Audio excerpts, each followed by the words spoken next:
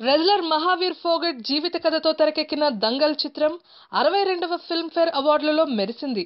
ఈ చిత్రంలో మహావీర్ ఫోగట్ పాత్రలో జీవించిన ఆమిర్కు బెస్ట్ యాక్టర్ అవార్డు దక్కింది. ఈ చిత్ర దర్శకుడు Nitish Tiwari best director award సొంతం చేసుకున్నాడు. ఇక ఫిల్మ్ఫేర్ అవార్డ్స్ 2017 ఉత్తమ నటి అవార్డును ఆలియా భట్ పొందింది.